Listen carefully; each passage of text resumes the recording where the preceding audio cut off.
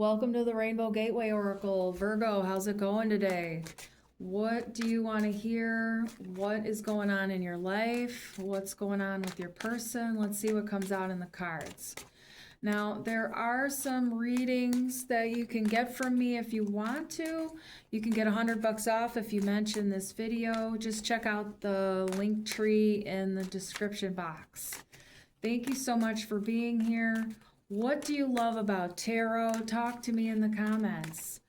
Why do you watch these videos? What draws you in?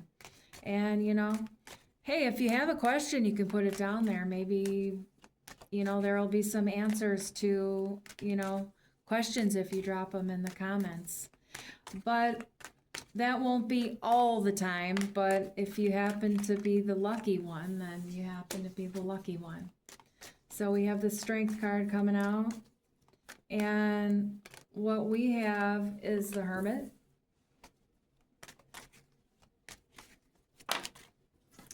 I have a Five of Pentacles, Knight of Swords. See how that's coming out here.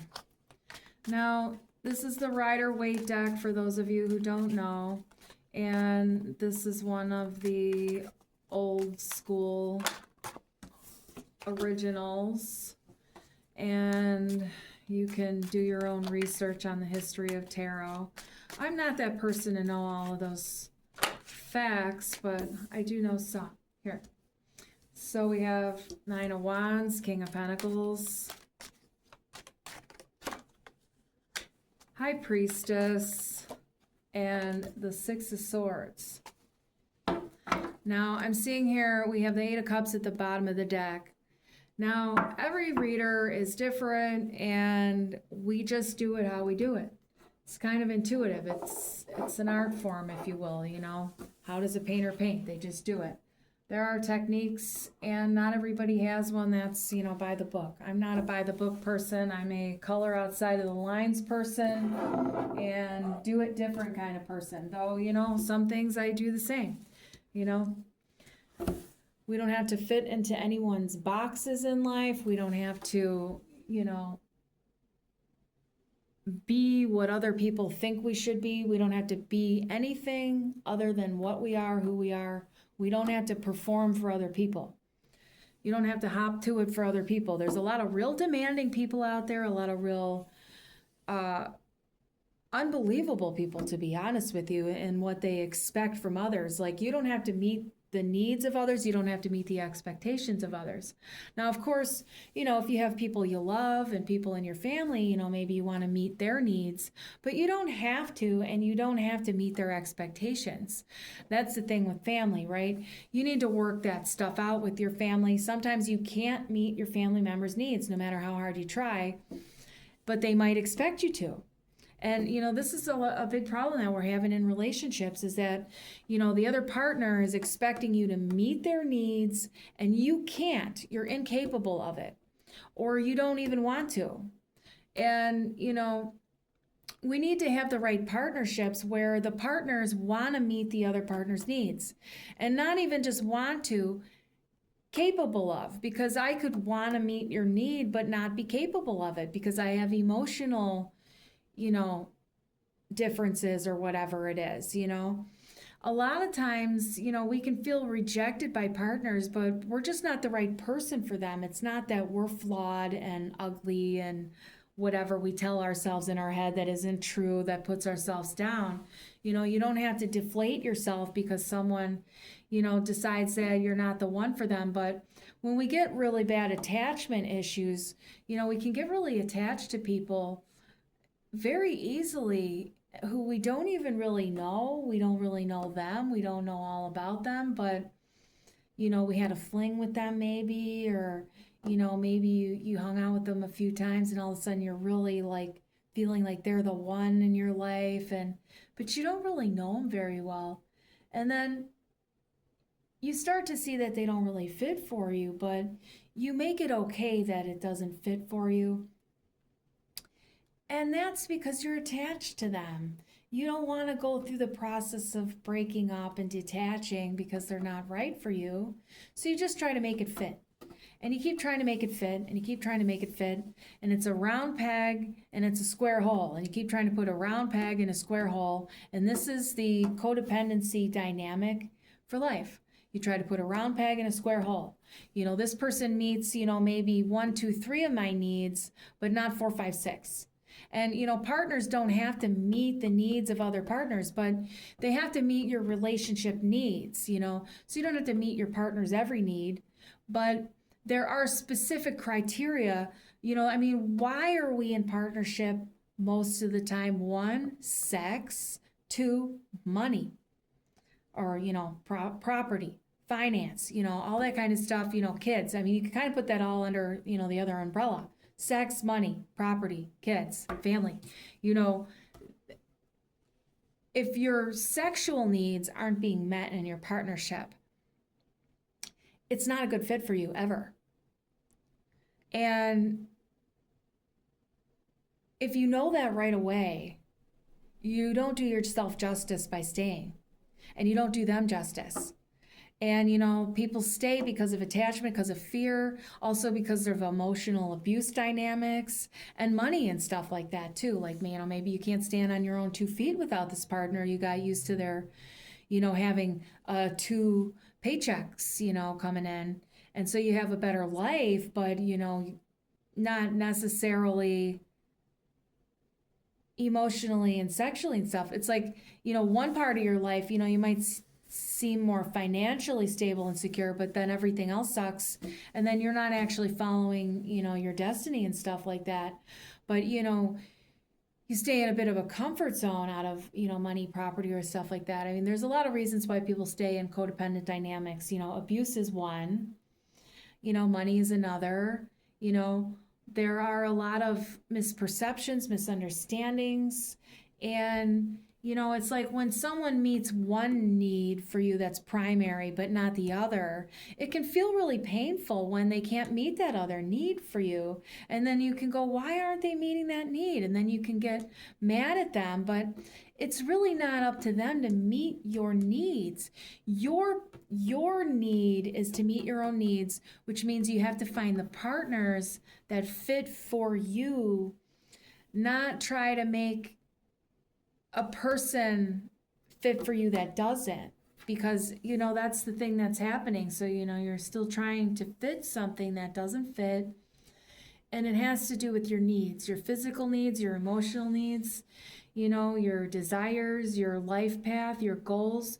What are you going to do when you get stuck with someone that doesn't like to travel and you have dreams of living in Peru, or whatever? And what are you going to do when you don't like to go down on someone and that's the other partner's like favorite sex thing, And so then you never do it for them, and then it's like you're just not compatible sexually, because if you don't like doing it, then it's not going to be a good partnership for you, because then it's like, oh, I got to do that for them again. You get resentment. You're not doing it because you want to do it and be with them. You're doing it because you think you should, because, you got to be seen a certain way, because you feel like, well, I want something from them, so I'll have to give them this. It's not like a good partnership, It's like it shouldn't feel like obligation when you're with your partner. You should want to be there. If you're feeling obligated in your partnerships, like, oh, I gotta go out with them and do this, and I gotta la la la. There's so much resentment, and that's because we don't have any boundaries. We don't have any boundaries, so we need external validation, and then they give us a certain amount of that, and we need that, so we people please them, and then we're not authentic to them, and then they think that we're different than we are, and we think they're different than they are. And then we sort of paint a picture of who we want them to be over the top, then they're not that person. And this is what these cards are telling me right now. And, I wanted you to know that real readers read differently. And there are all kinds of readers out there, but I'm a psychic channeler reader. Now, there are intuitive tarot readers and there are other types of readers, but this is the way that I read, and I've evolved as a reader, and I'm doing it a lot different than I used to. But this is how it's coming out now. This is authentic creative expression. I'm channeling Archangel Michael, Archangel Gabriel, Archangel Brendakil, Archangel Jophiel, Archangel Raphael, Archangel Metatron, and Archangel Zadkiel. And there's the 7 angels, and they are the ones who are managing my energy centers with me and are here to divine with me and are here to bring you this message today. And that's what we're having here. And the other message is that you do have the strength to walk away from these dynamics that are not emotionally fulfilling. See, there's a cup missing here. So, you're needing to leave that behind because it doesn't fit for you. And, no matter how hard you try, you're never going to get that other cup. And when you see that you're never going to get that other cup in the stack, you have to leave because you're never going to be happy. You're always going to be, going around and around and around. And there's just going to be, it's like where you don't see each other in the dynamic, You're covering each other up in a way, like the lack of emotional fulfillment. There's a lot of shadow back here and stuff like that. That's like needing to be explored. You have to leave this dynamic and go explore what you're not seeing in your shadow, in your subconscious. Look at your self-limiting belief systems, and work on some of that kind of stuff. What are the things that you're not feeling fulfilled about, and how can you fulfill those things? When we don't have the best emotional health, we're not always going to have the best partnership and stuff like that. And the universe is urging you to walk away from what doesn't fit for you instead of sticking it out. Instead of trying to fill that hole that will never be fulfilled because you're in the wrong partnership. You can be codependent on your job, your career. You're in the wrong place. Someone suggested that, you go work here and because it's got really good benefits and maybe good pay, but you hate it. It's a soul suck, but you don't know what else to do in life. Well, deep down, you have to do some self-inquiry here with this hermit. And, you can explore, what kind of lifestyle do you enjoy? What do you need in life? What kind of property do you need? Do you need to be in a city? Do you need to be in the country? Do you need to be in the mountains, the ocean? What's your favorite? What's your favorite weather? What kind of vibe do you enjoy being around? And do you see yourself living that same vibe for all of your life? Do you see a town where you can evolve with the town even, Maybe you're going out, to the raves and shows and stuff all the time still. Does your town have that accessibility for you? And, maybe you decide you don't want to go to the party anymore for a while and you take your life and your career in another direction. Is your home, is your current, career, like, are you having all of those dominoes lined up, all those steps? Do you have a long-term plan?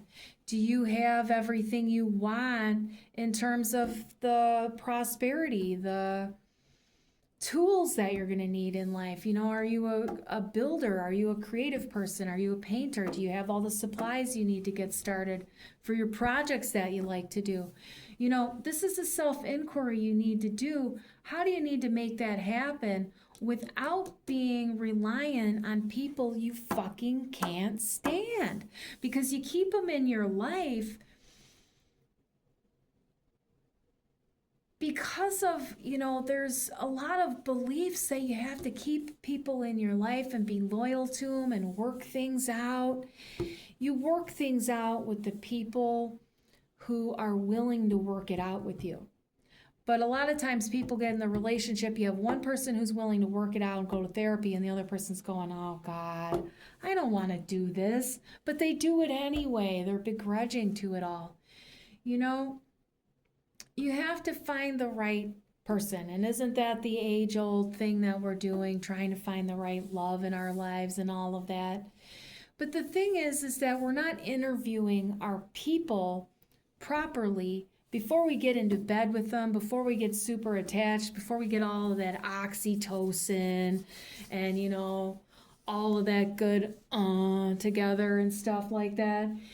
Then you're attached and you realize you can't stand each other because you don't like the same things, you don't have the same, you don't have to like the same things, but you know what I mean? Like you're not complimentary to each other either, you know, like you like country and western and they're like a metalhead and can't stand it, you know, or whatever. Like, how did you end up meshed together like this? Because you were horny and at the bar? Uh-oh. We're not interviewing our sex partners, our romantic partners well enough. We have a lot of intimacy fears. We have a lot of inability to speak from our heart. We don't know ourselves well enough. And then we're constantly self-abandoning because we don't listen to our intuition. And then, you know, we also are often seeing that we're not given the right information from the people we're with in order to see that it doesn't really fit for our authentic self here. In a Leo sense, in, you know, exploring who, you know, yourself, your style, like what you do for you, who you are, like what roles you play in life. You know, you might want to be someone here who looks into archetypes, archetypal roles. Like there's a lot of tarot decks that have, you know, archetypal meanings and stuff like that. This is all, you know, archetypes, but looking into your own personal archetypes is what I'm talking about. It's like people have, like you're one person, but you can be multiple roles in life. You know, you can be a juggler and a chef and a lawnmower man all at the same time, you know? And when you're a chef, you're a different character than when you're mowing the lawn, you know? You're a different character than when you're, you know, your personality might change depending on the arena that you're in. So like you're a different person at work than you are at home, than you are out with your friends, than you are, you know, at the PTA meeting or whatever, you know, like you have a different you that sort of comes out, a different persona or just a different aspect of yourself that's coming out. But a lot of times we have fake parts of ourselves that are coming out in these different arenas. And this is the thing, is that other people have fake parts of themselves that come out in different arenas. And so they're going to be fake to you. They're going to be fake to you sometimes when you're out, you know, because they're, you know, trying to get you to like them. So they're trying to be someone they think you might like, but you want them to be themselves so you see who they are. So this is a problem, you know, that many people are having, is that there's a lot of fake, and then, you know, you're showing up yourself, but they're showing up fake. So you're basing, you know, your interactions with them based on what they're showing you, but what they're showing you is fake. So then you end up with a fake person, and then you have to see it later and you get hurt that they're not the person that they said that they are. And then, you know, so many things can come out of a dynamic like that. So many different stories that are very more specific. You want to get out of this type of relationship flaw, if you will. You know, it's the relationship you have with yourself that's flawed. And there's nothing wrong with having codependency issues, but when you have them, it hurts. And when you don't see your own strength, when you don't see your own power, when your solar plexus is out of whack, you can feel really isolated and alone. And you just don't see yourself at all. All you see is thoughts and wounds and, triggers and feelings. And you have a lot of stories in your head that, keep you feeling sad, keep you feeling left out, keep you feeling emotionally unfulfilled. You can't find that right partner ever. And that's because you never actually heal the wounds, you just stay in the wounds. You have to work on those, and that comes, with one step at a time, one breath at a time, but finding the people who inspire you, finding the people who help you feel supported. When you're in a connection that makes you feel down in the dumps all the time, dump that, because it's not supporting you. And, if your perception is off, like say that's a supportive person, but you're not seeing that it's actually supportive because your perspective is off or you're too wounded, you have to take a look at that too. Because you don't want to just cut off all of your relationships that are salvageable, but a lot of us can stay, in a real nasty dynamic for years and not even realize how gross it is, to be honest with you. We really lie to ourselves a lot of times about our relationships and our partners. It's important to be honest with yourself so that you do get what you want in life. So you do feel prosperous and abundant and all of that. It's not just, get some money and get a person that'll do. No. You want to find the person that fits for you, that you laugh with, that you can cry with, that you can hold when you feel afraid, that's going to be there for you when the shit's not so good. The person who's going to be there when you go through a midlife crisis and lose everything you ever worked for. Who's that person going to be for you? You'd be surprised. Now, I want you to know that there are a lot of individuals who don't ever look at the fact that they have codependency problems or attachment issues or abandonment wounds and stuff like that.